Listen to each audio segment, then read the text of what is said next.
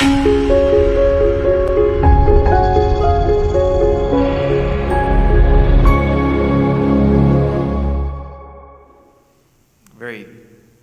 odd and difficult to know where to look right now. Thanks to those small people here, the production team. I can look at you, which is helpful, and looking just at empty pews or trying to look into the camera. At a moment after hearing confessions last night, we extended some confession times, and we continued to hear the confessions beginning at 2:30. Father Don was in there while I was celebrating a wedding, and we're usually in the confessional for the 4 o'clock Mass crew, and usually when the bells are ringing, either Father Don or I are still in the confessional, depending on who is celebrating the Mass. We're still in there hearing confessions, and usually when you walk out of the confessional at 4:15, Mass is going on. And yesterday when I walked out of the confessional, there was just a great sadness that came over me. When I walked out of the confessional, the bells had already rung, and the church had a couple people in here praying, but Mass was not going on.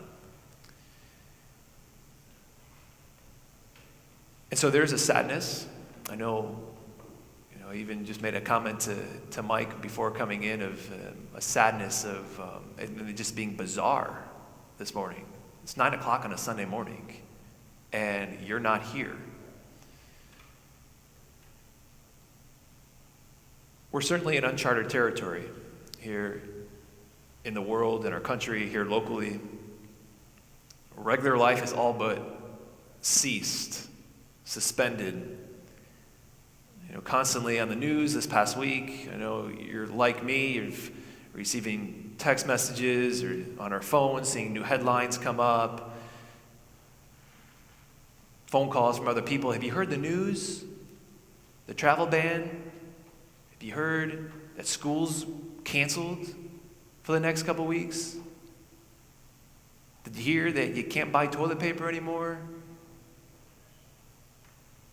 NBA season's done. NHL, done. March Madness, canceled. Mass this weekend, canceled. What's the Lord trying to say?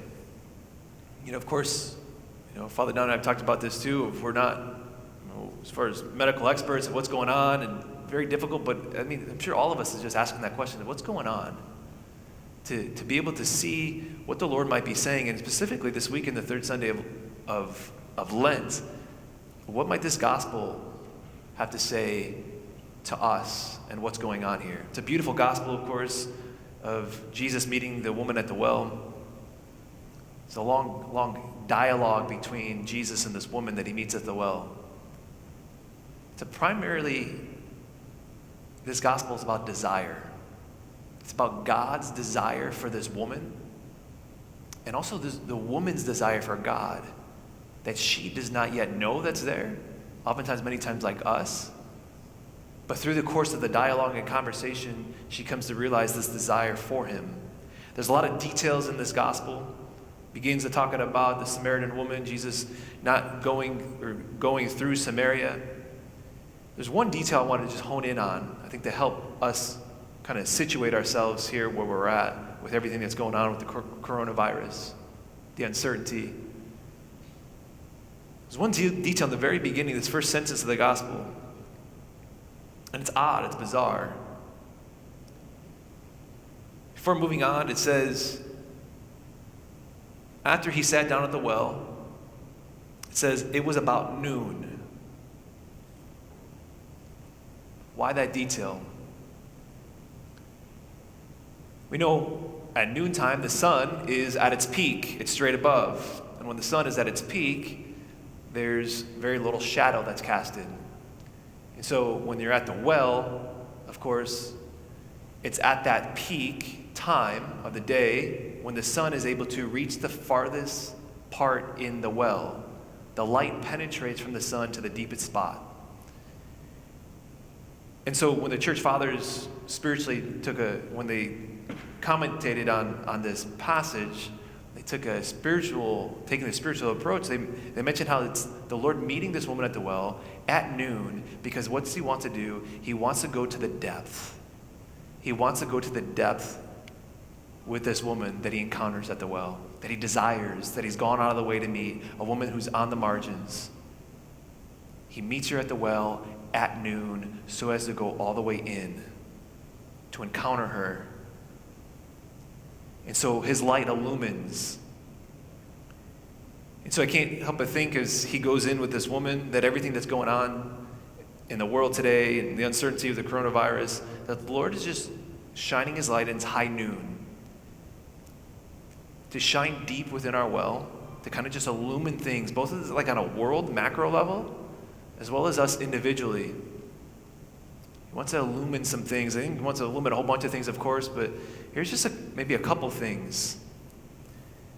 The first thing is to say that we're not in control. Like, we love to be in control. We love to have the security of thinking that we're in control, that we can beat anything, right? Throughout the world, like especially here in the West, that we're just on this constant progression to advancement, that anything that comes along, we'll be able to knock out, to overcome. That's just not true. Like, we're not invincible. God is in control. God's in control of everything. He's invincible. He's the only invincible one.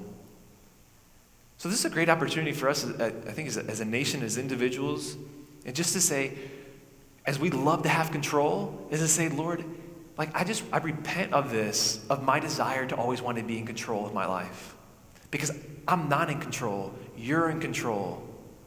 You're above all things. And so here's the control back. Here's my life. Have control over it.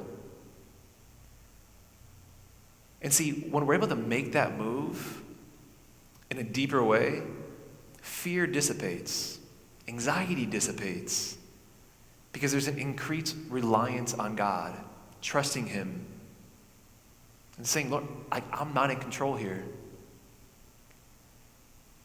The second thing the Lord may want to illumine here, with it being high noon, meeting the woman at the well, the light casting deep into the well, is to shining a light and illumining idols in our lives.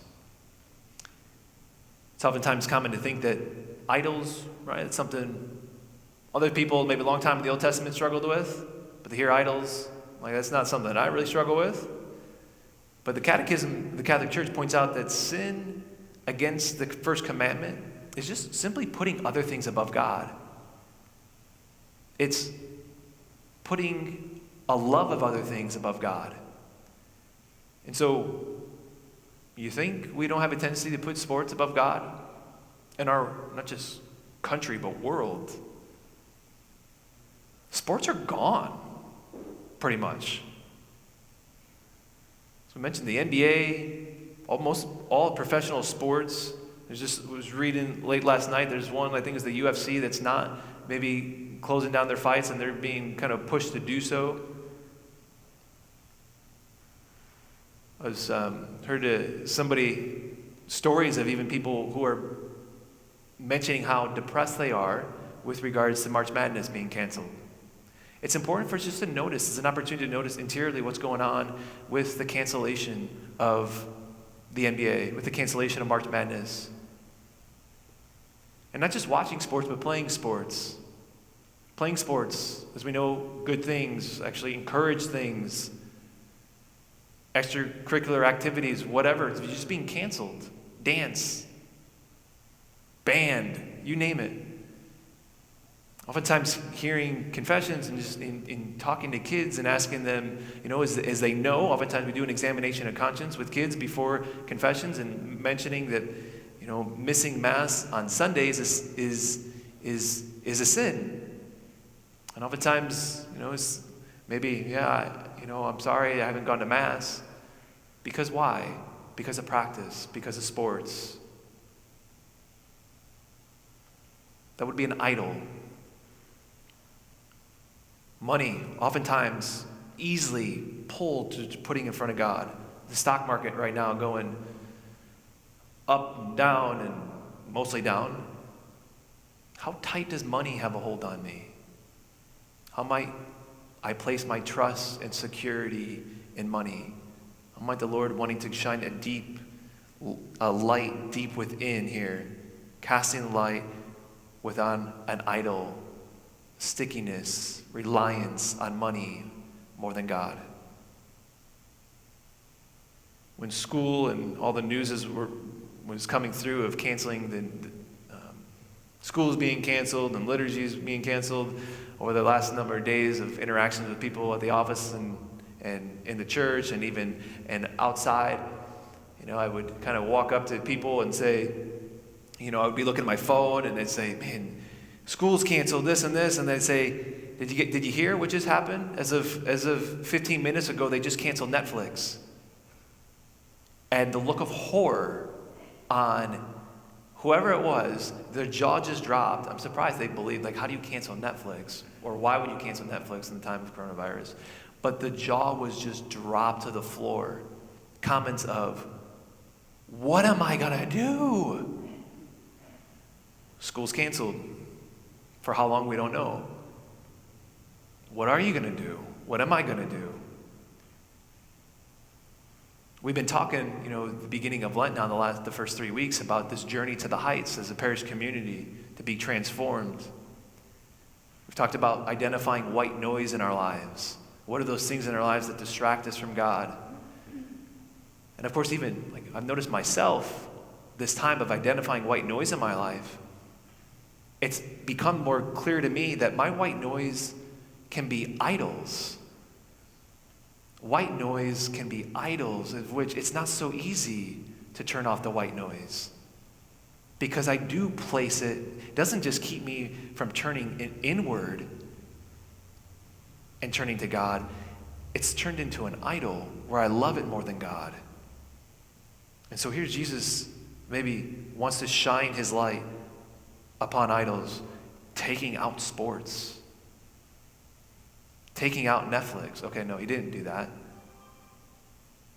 But how is it that our white noise, now that many of our white noises have been canceled out, can we turn to him? President Trump yesterday declared today as a nation to be National Day of Prayer. Are we going to turn to him in prayer? Today we have adoration times beginning at 12 noon to 9 p.m. tonight. We can stop in the church if we're healthy and able for private time of prayer, or we can binge watch on Netflix for 8 hours.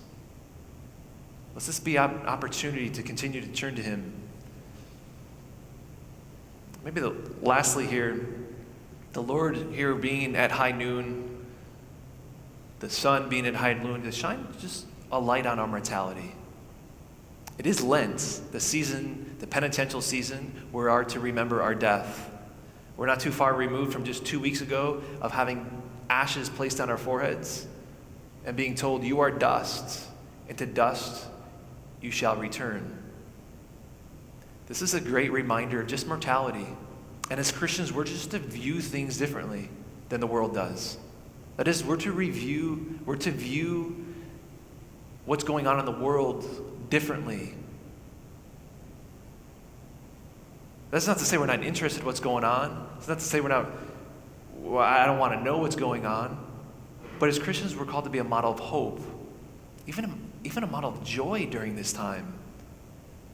Because death is gain in our eyes, as St. Paul says in his letter to the Philippians. Death is gain because of what Jesus Christ did for us. Because death and sin, which is the ultimate virus and disease, if you will, has been conquered by him.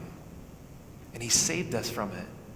Meaning that when we die, however we die, whether it's of old age, through a normal illness, a heart attack, a sudden tragic death, or God forbid by the coronavirus, however it is that we die, when we do die, we don't die as Christians.